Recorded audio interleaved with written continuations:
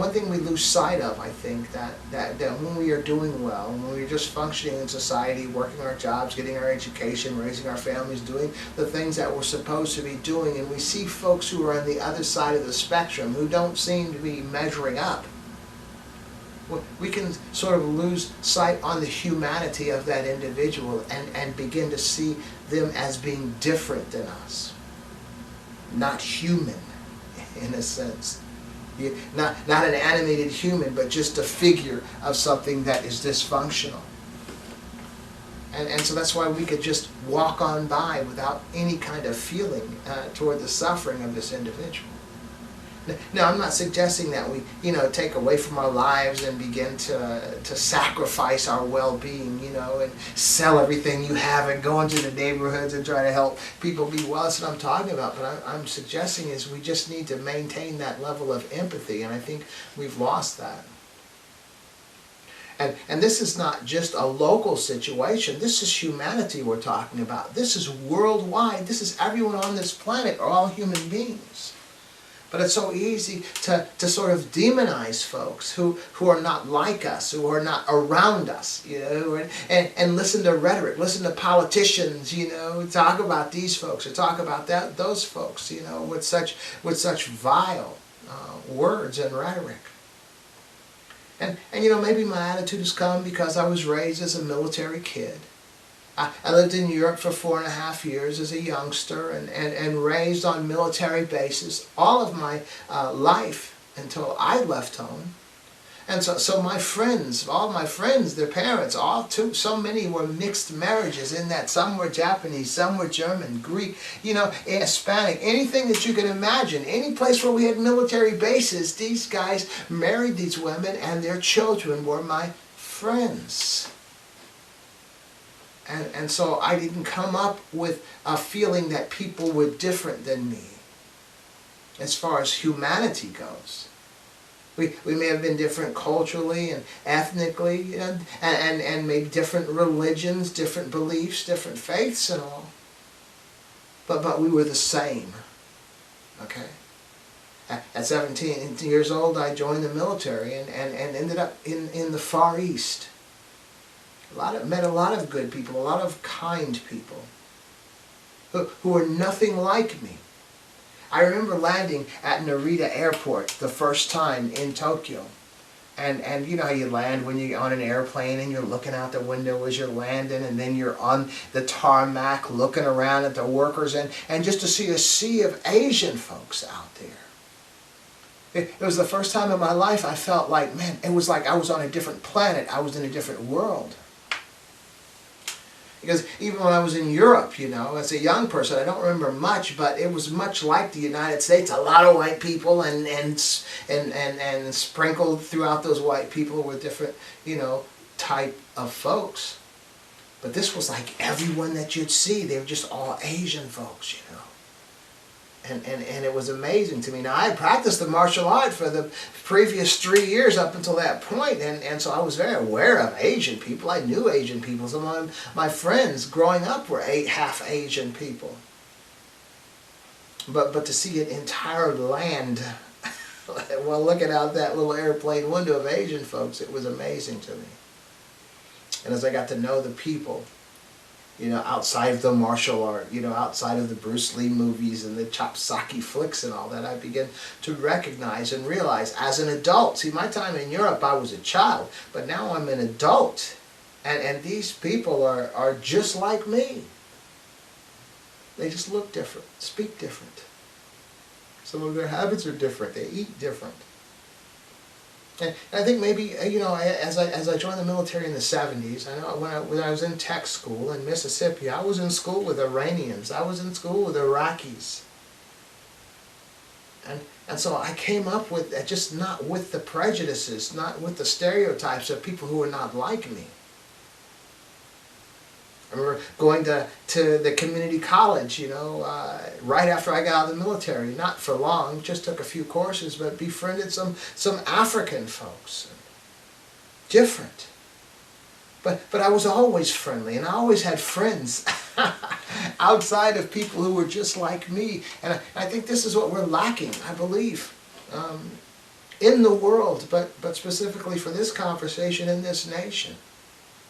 You know, I was in on a Facebook post, and I commented on a Facebook post of a friend of mine yesterday who was really adamantly against everybody who was not like her.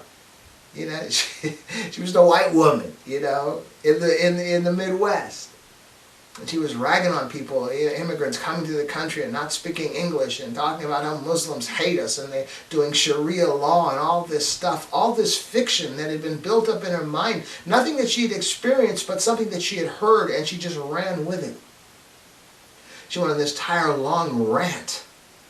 And at the end, if you don't like it, you should just leave this country and all that, man. And so I had to respond.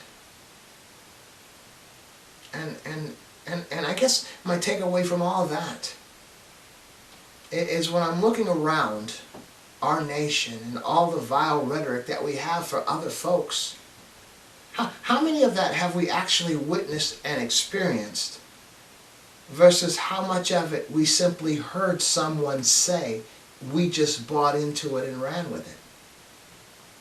And how many of the things that we are so adamant about and so angry about have actually affected our lives personally, you know? I remember speaking with a guy at work, and he was an Army vet. I'm an Air Force vet, and he was, you know, on the political right, you know.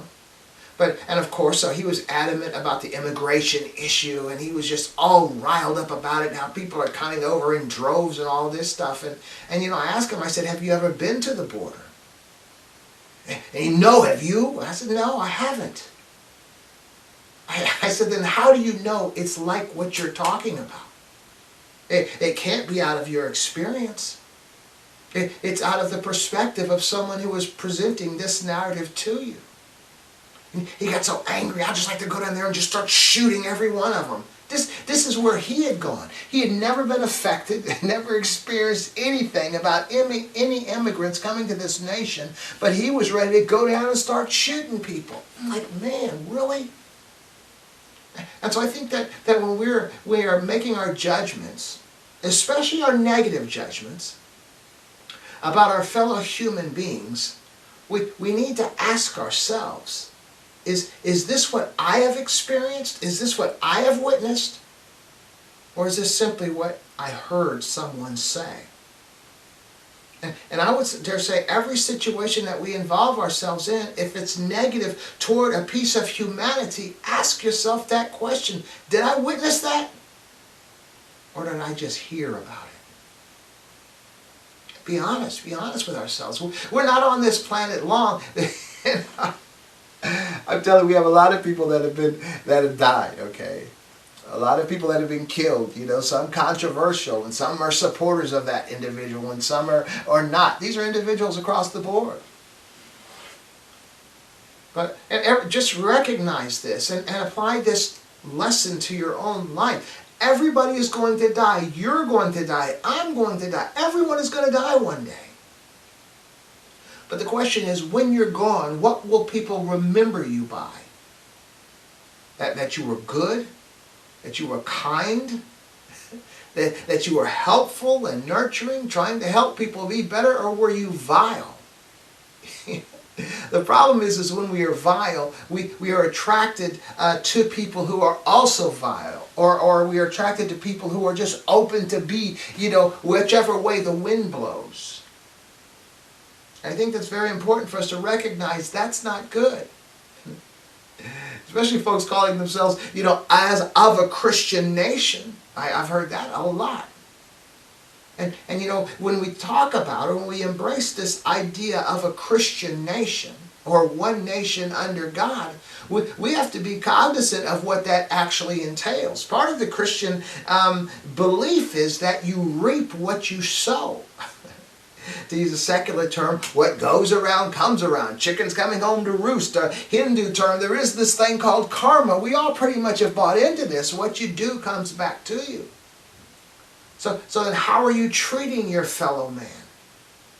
Now, that's a very important message because the responses that we have in our lives are directly related to how we are responding to other people. What goes around does come around. We do reap what we sow.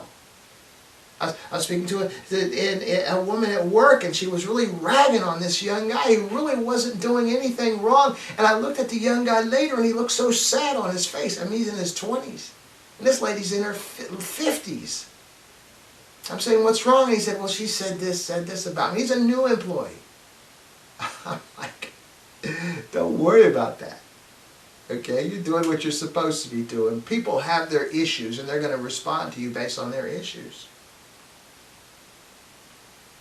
And this person's life is kind of jacked up in every kind of way. And she's very negative, very harsh toward everyone. But me, for some reason. But what I'm suggesting is there's a correlation between how she's responding to people and the situation, the condition of her life. We reap what we sow. What goes around comes around. That's just not a religious term, although it's in most other religions buy into that concept. Okay? And so I think what we have looked at in our nation is that we have not been here for that long compared to the thousands of years some other nations have been here, and we take for granted we're always going to be well. But we're not. And if we look at the situations that our nation has been involved in specifically and very carefully, we'll see that we've been experiencing this sowing and reaping concept in a negative way since the inception of this nation. We're here to talk about this is a Christian nation. It was founded on Christian principles. Really? Is genocide a Christian principle? Is slavery a Christian principle? Is oppression a Christian principle? No. This nation was not founded on Christianity. Calling yourself a Christian does not make you a Christian. No. And so we've experienced a lot of suffering in this nation. A lot of death, a lot of pain. And, well, Vietnam is a good example. Turned out it was a trumped-up war. Turned out the Gulf of Tonkin incident never happened. So our involvement in the war was the reason was fiction. Now, we knew we needed to be there. And it's a problem that we have today, I think in our nation especially, is we don't read. We're not educated. We don't have the insight into why things actually happen. But if we go back in history and recognize, before we entered Vietnam, the French were in Vietnam. And they got smashed in Vietnam by the Viet Minh. And they left. We begged them to stay. We told them we'd pay them to stay. They wouldn't stay. And so when they left, we filled that vacuum. And so now we have this incident that was fiction, that created the reason why we needed to be involved in Vietnam more aggressively. And what happened as a result of that? 55,000 Americans lost their lives in Vietnam. And so I'm suggesting that is the reaping for what we sowed in Vietnam. I don't care how you want to paint it. You know, I come from a family of veterans. Two brothers served Vietnam. My father served in Vietnam. And my sister Desert Storm, and my dad Korea in World War II. So we're a military family, but the reality is, truth is truth. We walk around proud, and Vietnam vet and all our hats and all wearing this stuff, and that's good. Because my family, proud military, but the reality is we were not on the right side. We were there for fictitious reasons, and we lost 55,000. The Vietnamese lost almost 1 million, and we were there, and we shouldn't have been there. We reaped what we sowed. We lost 55,000 lives. And so many more than that, wounded, and some terribly wounded. That was the reaping for what we had sown. Iraq, Afghanistan, the same thing. Come on. I mean, we have to look at this thing carefully as people recognize there are political reasons, and maybe domestic reasons. You know, I believe our CIA gets involved in stuff for the betterment of our nation and all. And sometimes through dubious means, but I suppose dubious means are necessary. I mean, it is good when you can trust your government. It's extremely necessary to be able to trust your government. But still always be cognizant of the reality that what goes around comes around, okay? And so how we treat other people is how we get treated. And this is not just as an individual basis. Even though the scripture tells us, whatsoever a man soweth, he shall also reap. It holds for nations as well.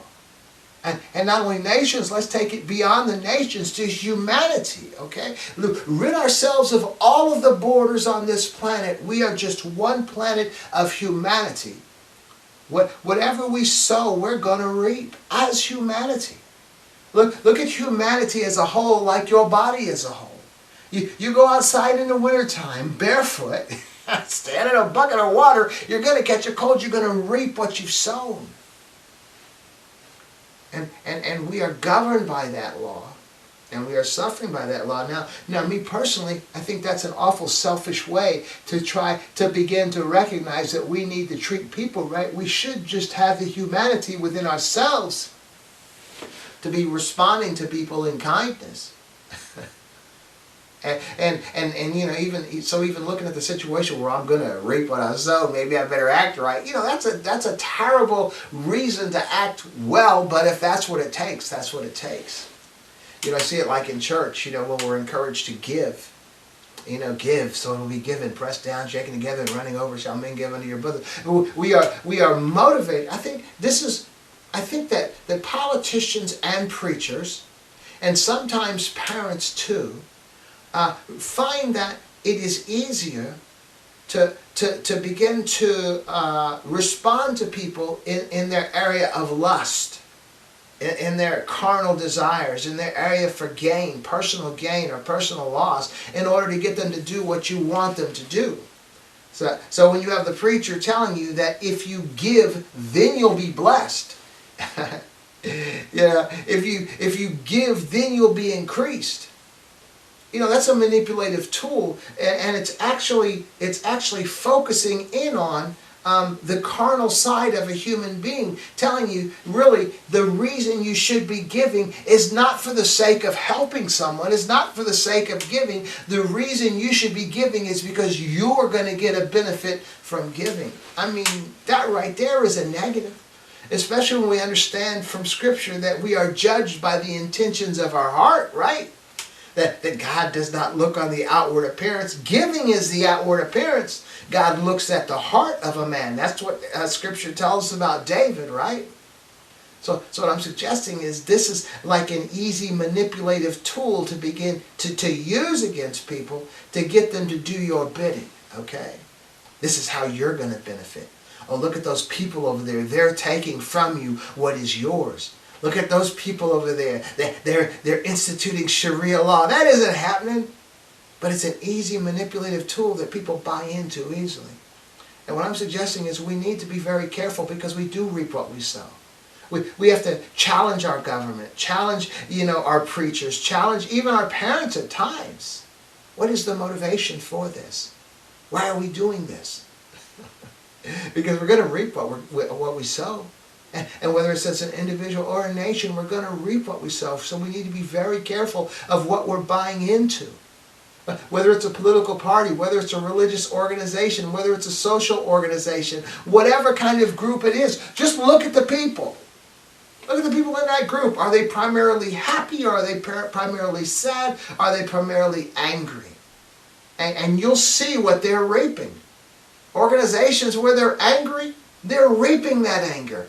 Organizations that are sad, they're reaping that sadness. Organizations that are happy, they're reaping that happiness. What do you want? Always use that observation as your litmus test to determine whether this organization is functioning in a way that you wish to live. Okay? I'm just suggesting, you know, I've talked to folks and you know, my life is like, I have a good life. My life is like 98% drama-free. The other 2% is watching my children. I mean, they're doing well, they're educated, they're making healthy, they're making all the right moves, but still, if there's snow outside and they're driving, I'm going to be nervous, That's what I love about Life 360. I get to look and see if they're okay, and I don't have to call them or bug them. And if they're on the highway, I can just see if there's cars still moving, then I know they're... I know, I go through stuff like that. Maybe it's because of the crazy wild life that I lived, and sometimes I'm thinking, gosh, man, my kids, but they're not like me, thank goodness, so much. But it's very important. It's very important for us to begin to judge ourselves and to judge our motivations and to recognize, like myself, 98% drama-free, but I still am concerned about other folks. And what I'm suggesting is, oh man, this is the correlation.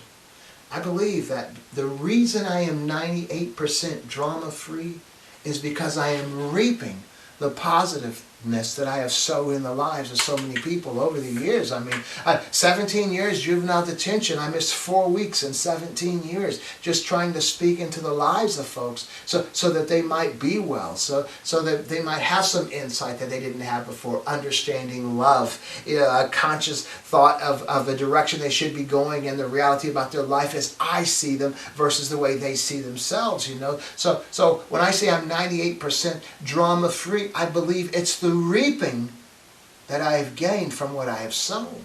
And just like that, there are folks whose lives are kind of jacked up, who are like 2% drama-free. But then look at what they have been sowing, what they have been imparting, into the world, into other people's lives.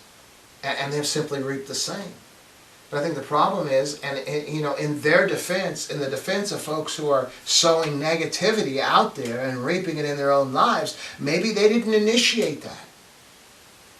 Maybe negativity was perpetrated upon them, and their negativity is a result of years and years of experience like that, and now this is how they are. But you have to see that. We have to see this, because as I tell black folks today in this nation who are suffering tremendously, that you may not be the reason why you are in this boat, but you're the only one that's going to get you out, and that holds for all of us, no matter what race, no matter what we're about. We have issues, may have been perpetrated upon us, but we're the only ones that are going to get ourselves out. That's what I'm sharing with you today. It's not good enough just to stay there and be there and just dig ourselves deeper and deeper into that hole. It's time to get out.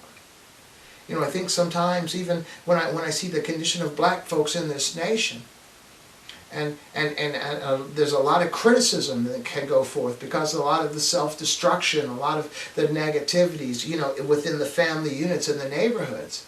But what I want to say is this: when you understand clearly the history of black people in this nation, you recognize that it's amazing that any black people survived that heinous treatment. You're talking about hundreds of years of slavery. You're talking about torture and rape, molestation, every kind of tragedy and heinous act that you could imagine was perpetrated upon black folks. Trust me, the women and the girls weren't the only ones getting raped. They weren't the only ones getting abused. There were all kinds of tragedies going on.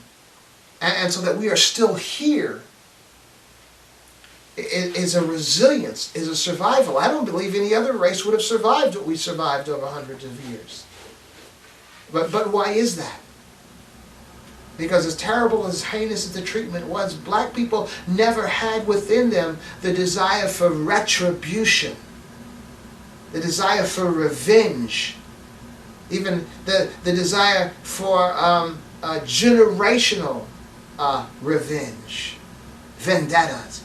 We didn't do that. All black people really wanted was acknowledgement of what had transpired over the years, and really never even got that. Oh, you're just trying to make white people feel bad. No, just trying to make us feel better. Okay?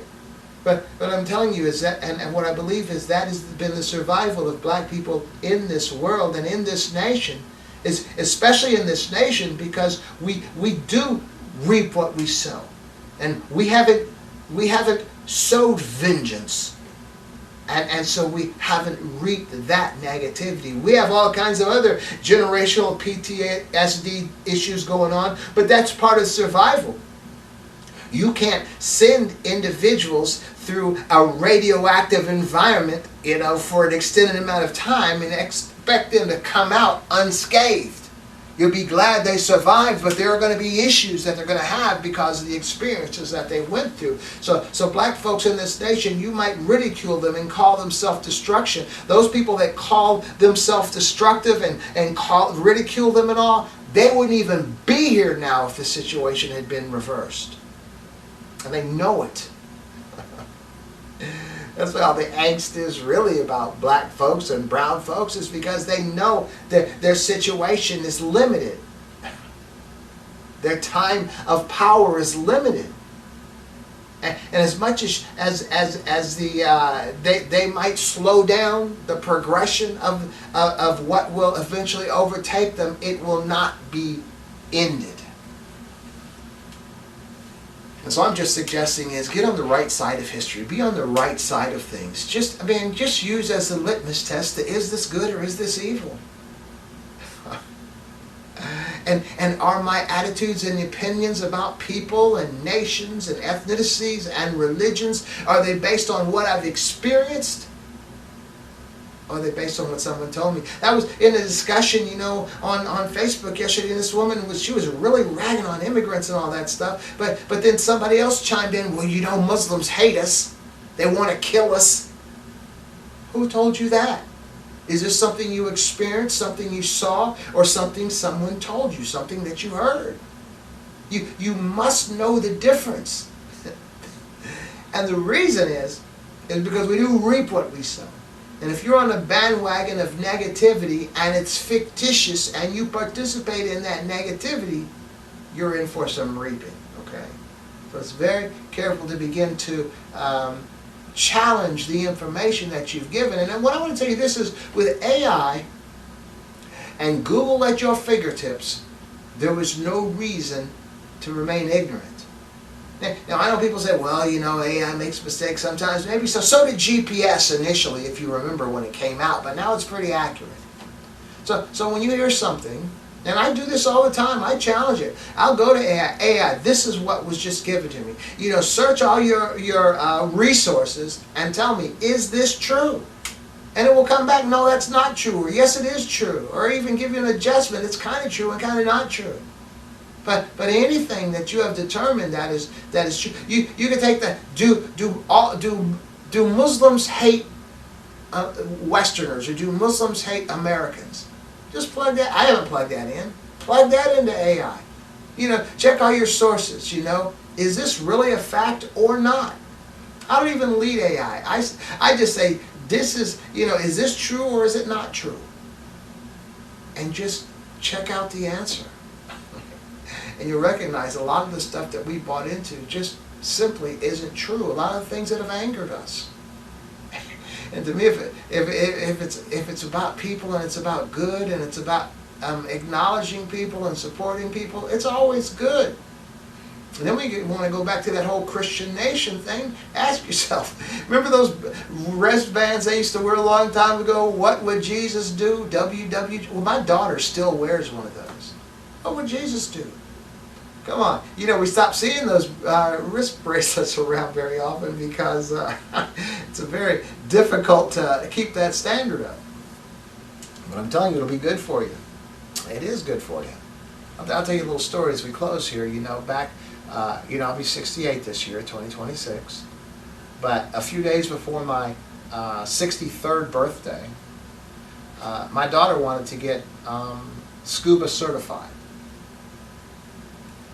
Because she was planning on going to St. Thomas with her classmates, and she wanted to be able to scuba dive. So I said, yeah, I'll take you to the lessons. I always take off the week of my birthday. I'll be off that week. I'll take you to your lessons. Well, it turned out she needed a dive partner. So guess who else is scuba certified? Me now. So anyway, so we went to this class, and it was run by military folks. And I'm ex-military. So one guy was in the Navy, Another guy was in the Army. Younger guy had been in the Army. But this guy in the Navy, he was real vile. Now, I know these are country white folks, and me and my daughter black folks, but he was just being very disrespectful. Not disrespectful to my daughter, but his vile language was disrespectful. And so I would just tell her, look, this is life.